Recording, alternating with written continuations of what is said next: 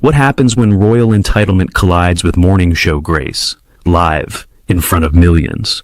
Good morning. America is known for comfort, coffee, and calm, not confrontations. But on this day, Prince Harry walked into the Times Square studio, not as a humble guest, but as a man convinced the world owed him something. Robin Roberts came prepared with fair, measured questions. George Stephanopoulos and Michael Strahan stood by, ready to keep things light. Instead, they watched a simple interview slowly turn into a powder keg, until Robin finally decided she'd had enough. The Good Morning America studio buzzed with its usual organized chaos. Floor managers held clipboards, camera operators adjusted angles, stage hands swapped out mugs and cue cards during the last seconds of commercial. The screens behind the main desk glowed with the New York skyline, sunrise melting into soft golds and blues. On the main couch sat Robin Roberts, posture poised, expression calm but focused. Beside her, George Stephanopoulos checked his notes with that familiar quiet intensity, and Michael Strahan adjusted his jacket, flashing his easy grin toward the audience. 30 seconds, a producer called out from behind the cameras. We're coming back with Prince Harry. Let's keep it tight, guys. Robin exhaled slowly and glanced across the small coffee table at the man seated opposite her. Prince Harry lounged back in his chair, one ankle resting over his knee, his hands clasped loosely. He wore a black suit over an open-collar shirt. What stood out wasn't his clothes, it was his face. His jaw was set. His eyes were already hard.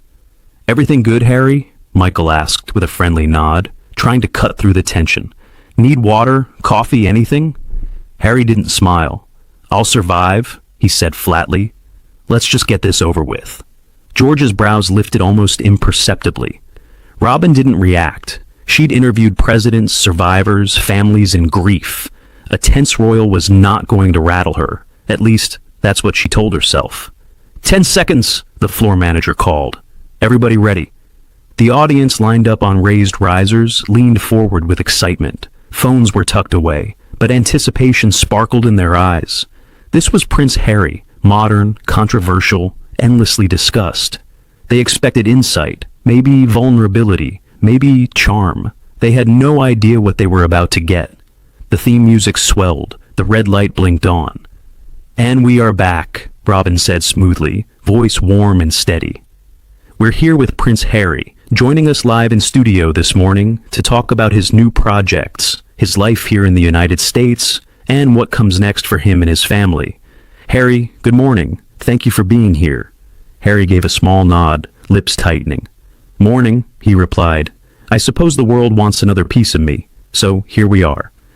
A strange ripple moved through the audience. Some chuckled uncertainly, others exchanged glances. Robin's smile didn't falter, but she felt the edge in his words like a draft. "Well," she said gently, "we appreciate your time. You've been in the public eye your entire life. And lately you've been very outspoken about your experiences with the royal family, the media, and your personal journey. Let's start with something simple. How are you doing today, really?" Harry gave a short, humorless laugh. "You Americans love that question, don't you?" he said. "How are you?" As if anyone cares about the honest answer. Michael shifted in his seat. George glanced up from his notes. Robin kept her tone even. "Here, we actually do care," she replied. "Our viewers connect with people when they're real with them." "Real?" Harry repeated, one eyebrow lifting. "I've been real, and all it got me was headlines and armchair psychologists. Maybe I'll spare everyone the performance this time." The words hung in the air like smoke. The audience murmured again. Robin decided to keep moving. "You've spoken before about stepping away from royal duties being an act of protection. For your mental health, for your wife, for your children. Looking back now, do you have any regrets about how public that departure became?" Harry's jaw tightened. "Regrets?" he echoed. "No. I regret trusting institutions that didn't deserve loyalty. I regret staying as long as I did. But leaving, making it clear why? No. If that made some people uncomfortable, that's their problem." George leaned in just enough for the camera to catch him. "Some people say that by talking about it so openly. In the book, in the documentaries, in interviews like this, you've kept the story alive," he said in his measured tone. They wonder if there's a contradiction between wanting privacy and continuing to share so many details. How do you see that? Harry turned toward him, eyes narrowing slightly. I see it as a lazy talking point, he said. Privacy isn't silence, it's control. I decide what gets shared, not the tabloids, not the palace, and certainly not talk shows recycling the same question. A small ooh rippled from the audience. Michael shifted again, the tension now undeniable. Robin sensed the direction of the conversation sliding. She straightened in her chair. To be fair, she said calmly, our viewers are hearing directly from you. That's why we ask. They want to understand your perspective from your own words, not just headlines. My perspective, Harry said slowly, has been on display for years. If people still don't get it, I can't fix their comprehension problems. Robin's smile thinned for just a second. She recovered. Let's talk about your life now, she offered. You've settled in California, you've started new ventures, you're a father of 2. What does a normal day look like for you? Harry shrugged. Normal doesn't really exist for me, he said. But I suppose that's what people like to fantasize about. The prince making breakfast, walking the dog, whatever makes everyone feel better. Michael let out a light chuckle, trying to ease the air. Hey man, I used to catch passes from quarterbacks for a living, and people still imagine I just sit around watching football, he joked. We all get boxed in a little. Harry didn't return the joke. Yes, but you weren't born into a global spectacle, he replied. You chose your path. I had mine dictated to me from birth. Bit of a difference. Michael's smile faded. Fair point, he said quietly. Robin took back the reins. You've said before that you want to use your platform for mental health advocacy, for veterans, for families dealing with loss, she said. Do you feel you're achieving that more effectively outside the royal structure? Harry looked annoyed by the question itself. Obviously, he said, if you've been paying attention, you'd see the work speaks for itself. I don't need a palace stamp of approval to make a difference. Robin's eyes flickered, but her tone remained steady. We have been paying attention, she answered, and many people admire the work. At the same time, there's criticism. Some say the story always circles back to your family, your grievances. How do you respond to people who feel you're still defined by what you left? Harry leaned forward, his voice edged with irritation now. I respond by saying, they're obsessed with the crown, not me. I talk about my life because I lived it. If they hear royal every time I mention pain or trauma, that's their fixation, not mine. Maybe the media should stop dragging my family into everything if they're so tired of hearing about it. This time, the audience's murmur wasn't just surprise. It was discomfort. The room could feel the temperature rising. George glanced at Robin, a subtle, silent question in his eyes. You okay? She gave the smallest nod. She was okay, for now. But she could feel that familiar line approaching, the one between tough interview and needless hostility. Let's bring it back to something specific, she said. Recently you made comments in another interview suggesting that many people aren't smart enough to understand your decisions. That raised a lot of eyebrows. Do you stand by those words? Harry's lips curled into a faint smirk. Context matters, he said. But yes, I stand by the spirit of it. People prefer fairy tales to complexity. When you don't give them the prince story they want, they call you ungrateful or confused. That's not my issue. If people can't keep up, that's on them. A sharper murmur swept the studio. Someone in the audience exhaled loudly. Michael jumped in, quickly. Harry, you know we've all had people judge us from the outside, he said, voice gentle but firm. Do you ever worry that talking about folks like that might push away people who actually want to understand you? Harry shrugged. If they're so easily pushed away, they were never really listening in the first place. Robin's patience strained just a little more. She took a breath, glanced briefly at the camera, then back at him. We're going to take a quick break, she said smoothly, the professionalism returning to her voice even as her eyes hardened. When we come back, we'll talk about your relationship with your brother, Prince William, and what healing, if any, looks like moving forward. Harry's jaw clenched at the mention of William. Assuming, he muttered just loud enough for her, and the mic, to catch, this is actually about healing, and not just more spectacle.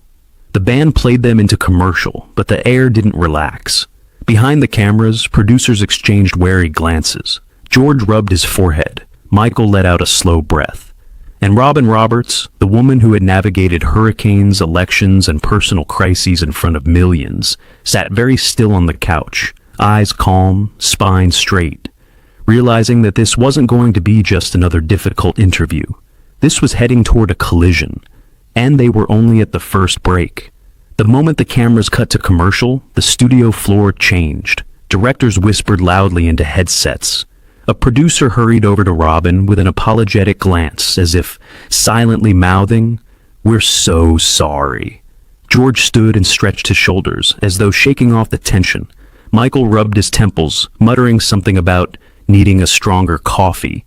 Prince Harry remained seated, legs crossed, arms folded now, staring straight forward as though the room itself annoyed him. Robin didn't complain, didn't sigh, didn't show a crack.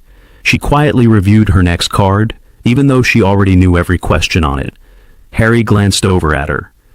"If this next segment is more of the same," he said sharply, "I might just walk out." Robin didn't even look up. "Harry, you're free to walk out anytime you choose." His jaw twitched at her calm tone. Michael stepped forward quickly, hands up. Hey, let's keep this easy, all right? We're just doing an interview." Harry shrugged, unfazed. "Depends on who you're interviewing, and whether they're asking things worth answering." George exhaled through his nose. "Every question is worth answering if the subject is honest." Harry smirked. "Spoken like a man who's made a career out of poking at people." George held his gaze. "Spoken like a man who agreed to an interview and is suddenly allergic to interviews." The tension thickened again. A producer's voice cut through the noise. "Back in 10 seconds. Everyone, places." Robin took her seat again. George and Michael flanked her. Harry remained opposite them, posture stiff but defiant. The countdown reached 0. The red light blinked on. The warmth of morning television returned in the music, but not in the air. "Welcome back to Good Morning America," Robin said, composed as ever. "We're here with Prince Harry, continuing our conversation about family, responsibility, and his life outside the royal institution." Harry offered no smile, no acknowledgement. His jaw was tight. Robin continued. "Before the break, we touched on a subject many viewers have asked about. Your relationship with your brother, Prince William." Harry's nostrils flared. He shifted, suddenly restless. Robin asked gently but directly, "Is reconciliation something you are open to?" Harry let out a sharp breath, half scoff, half laugh. "That assumes there's anything left to reconcile?" The audience murmured. Robin stayed steady. "Well, many people saw the two of you grow up together. They watched the bond between you. Some still hope for—" Harry cut her off. "People project.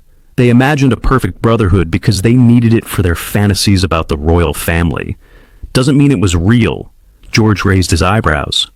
"So, you're saying people imagined your relationship entirely?" Harry turned toward him. "I'm saying they saw a brand, not a brotherhood. William and I played roles for the cameras, but behind closed doors? Let's just say he wasn't exactly the supportive big brother the world wanted him to be."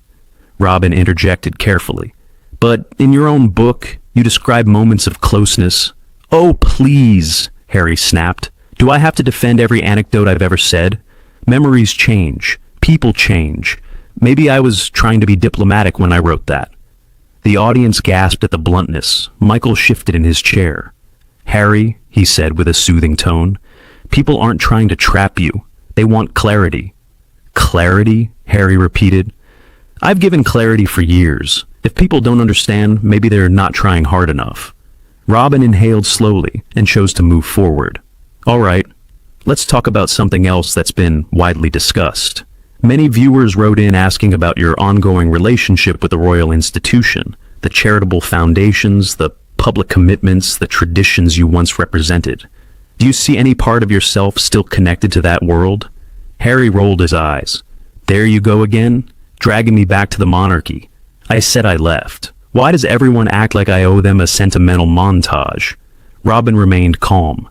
"I'm asking because you've expressed both criticism and nostalgia in different interviews. People are trying to understand where you stand today." Harry leaned forward, tone sharp. I stand wherever I choose. It's not my job to simplify it for the public. Robin tilted her head slightly. It is your job to clarify your own words, Harry, especially when you choose to speak publicly. A few audience members applauded lightly. Harry looked irritated, bothered by even mild approval for Robin. George stepped in gently. I think what Robin means is, when you share your story in multiple versions, people want to know what's most accurate. Harry's voice rose slightly, still not shouting, but cutting, cold. What's accurate is that my life isn't a tidy little season finale that you can summarize in a soundbite. If people can't keep up with nuance, that's on them, not on me. Robin nodded slowly. Let's try something different. She set her cards down, a sign that she was improvising now. What do you want, Harry? She asked plainly. Not the brand, not the PR line. You. What do you actually want from life right now? The studio went silent. Harry scoffed. What kind of question is that? A human one, Robin replied. Harry's voice hardened. What I want is for the world to stop acting like I owe them explanations. Robin calmly pushed again. And yet, you're here, on a morning show. The audience erupted in a wave of soft, ooh sounds. Harry's face stiffened. Well, maybe I shouldn't have come, he muttered. Michael spoke up quickly. Hey, nobody's trying to attack you. We're just talking. Harry glared. That's exactly the problem. You call this talking. I call it interrogation disguised as breakfast television. George's patience thinned. Harry, this is Good Morning America. We ask direct questions. Always. Yeah, Harry said sharply. And maybe I'm tired of being everyone's emotional chew toy. The audience was dead silent now. Robin's professionalism stayed immaculate, but the muscles in her jaw tightened. Harry, she said, calm but firm.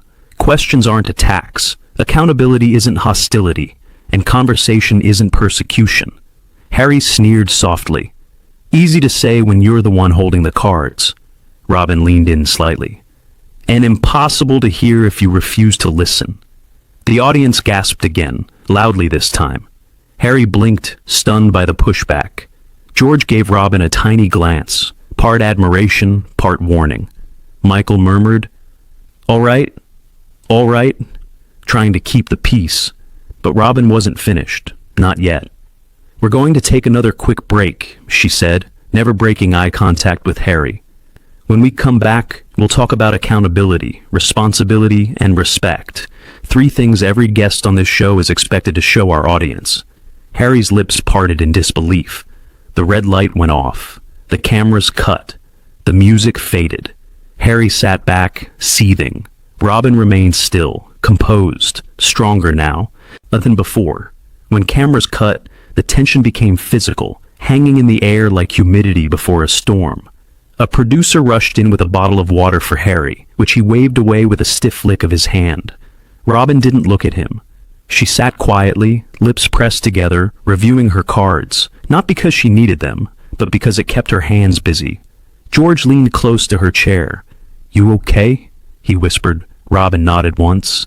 I won't let him steamroll the audience, not on this show. On Harry's side of the stage, a crew member attempted to adjust his mic. He pulled back sharply. I said don't touch me. Michael noticed, his brow furrowed. We're trying to help you, man. Harry shot him a quick glare, but said nothing. A stage manager called out, back in 15 seconds. Robin sat taller. Michael cracked his knuckles. George crossed his legs, exhaling slowly. Harry simply rolled his shoulders back, as though preparing for a duel. The red light blinked on. The show resumes. Robin faced the camera with flawless composure.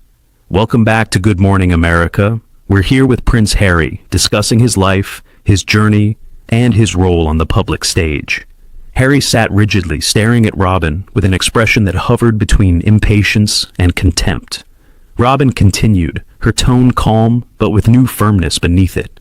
Harry, millions of people have admired your humanitarian work over the years. They've seen you champion mental health, veterans affairs, and global causes. But many viewers say they're confused by your recent interviews. Your messaging changes depending on where you appear. Some feel you criticize the spotlight, yet seek it at the same time. Harry scoffed openly. That's a simplistic way to frame a complicated life. Robin nodded. Perhaps, which is why I'm asking for clarity. Harry leaned forward, voice clipped. And I'm telling you, I don't owe clarity to everyone with a camera and a mic. The audience murmured. A few people shook their heads. Robin pressed gently but firmly. But you choose interviews, you write memoirs, you sign documentary deals. That invites questions, Harry interrupted. Questions or judgment? Robin held his gaze. Sometimes they overlap. That doesn't make them unfair. He gave a dry laugh. You know what's unfair? Sitting here pretending this is a friendly conversation when clearly you came prepared to grill me. George leaned forward. Harry, this is journalism, not pampering. Harry shot him a look icy enough to freeze steel. No one here asked you to pamper me, George, but at least pretend to be objective. Michael tried to soften the exchange. Look, man, nobody's trying to ambush you. 20 minutes ago, we were all laughing backstage. Harry shrugged. People can pretend all they want. Doesn't make it real. Robin inhaled slowly, steadying herself. All right, she said. Let's move to another topic. A lot of people have asked about your comments regarding the press. Some feel you blame the media for everything that's gone wrong in your life. Do you take any responsibility for the choices you made? Harry's jaw snapped shut. His eyes hardened. That question, he said slowly, is insulting. Robin stayed very calm. Why? Because it suggests I created my own suffering. Robin's voice softened slightly, but the strength remained. I'm suggesting you're human, and humans make choices. Harry scoffed. Well, if you want to oversimplify, sure, but you don't understand the pressure of being born into a prison of expectation. Robin leaned in, tone respectful but unyielding.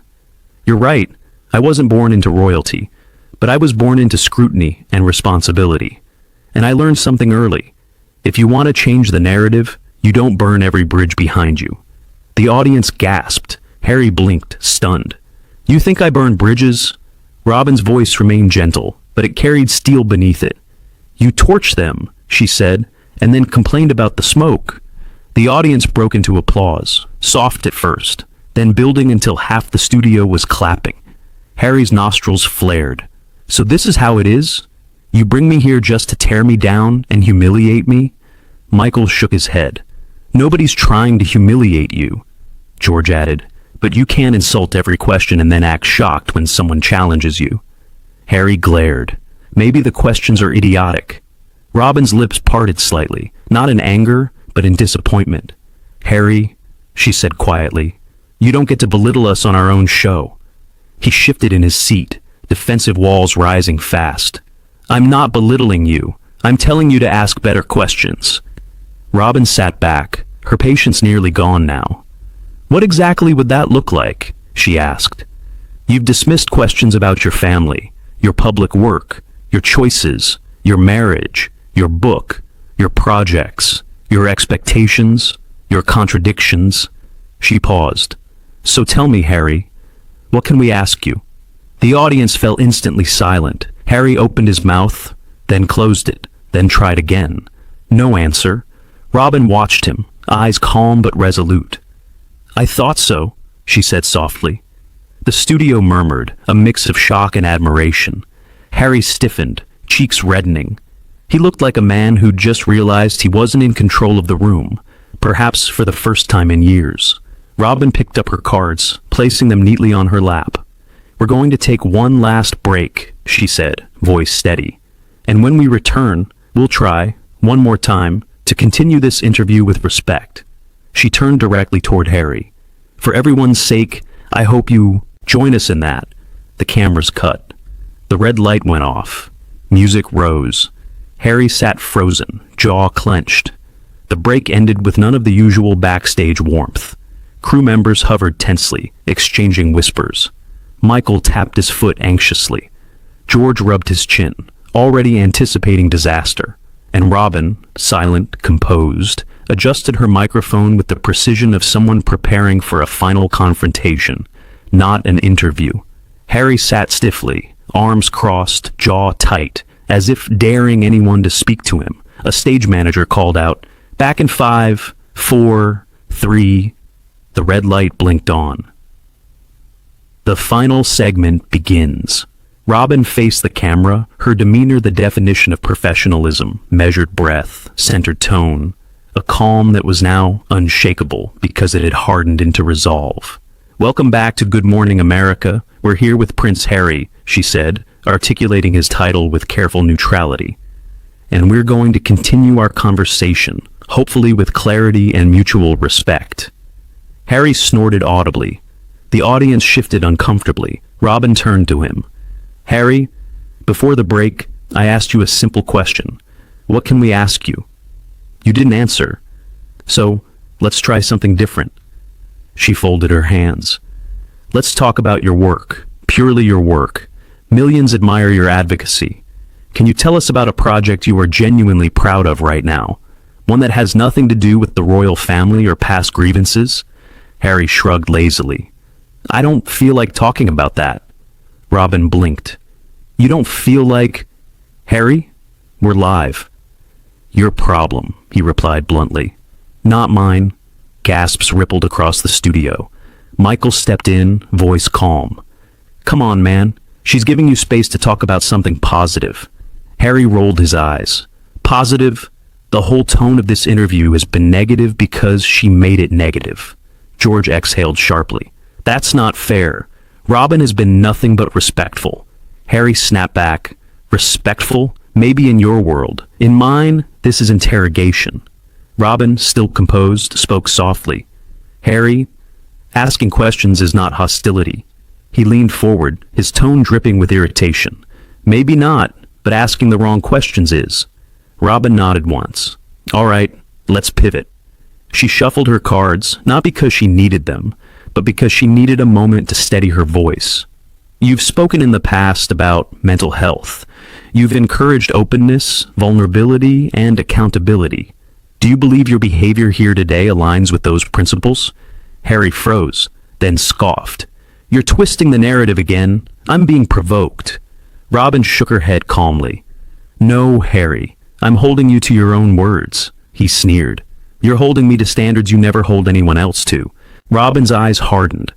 "That is not true." "Sure it is," Harry muttered. "Everyone's always against me." Robin tilted her head. "Harry, you're a grown man. At some point, when every interview ends in confrontation, you have to ask—" He cut her off sharply. "Don't psychoanalyze me. You're not qualified." The audience gasped again. Michael sat up straighter. "Whoa, man, that's uncalled for." George added, "Robin's one of the most respected journalists in the country." Harry shrugged coldly. "Respect is overrated." Robin's face changed then, not anger, but deep disappointment. The kind a teacher feels watching someone waste an opportunity. The kind a host feels when a guest abuses the very platform they were given. She spoke quietly, but the words hit like thunder. "Harry, this is not how you speak to people who give you their time, their platform, and their respect." Harry scoffed again. "You don't get to lecture me?" Robin sat a little straighter. "Actually, I do." Silence fell across the entire studio. Robin continued, voice steady but firm. "This is our show. This is our staff. This is our audience. And you have disrespected every one of them today." Harry leaned back, unimpressed. Robin kept going, her tone now carrying the authority of someone who had reached her limit. "You've interrupted every question. You've belittled our work. You've dismissed our viewers. And you've treated this entire interview as if you're above it." She paused. "And above us." Harry smirked. "Maybe I am." Robin inhaled sharply, and that was the final spark. She placed her cards on the table with a quiet, deliberate tap. "Enough!" Harry blinked. Robin repeated louder. "Enough!" The audience sat frozen, barely breathing. Robin looked Harry dead in the eye. "Prince or not, public figure or not, nobody comes on this show and behaves like this. Not to me, not to my colleagues, not to our viewers." Harry's expression faltered, finally recognizing the shift in the room. Robin leaned in. "This interview is over." Harry straightened. "I didn't say we were done." Robin shook her head. And you don't decide that here. A wave of applause broke out, hesitant at first, then growing, then thunderous. Robin delivered the final line. "Prince Harry, you need to leave the set."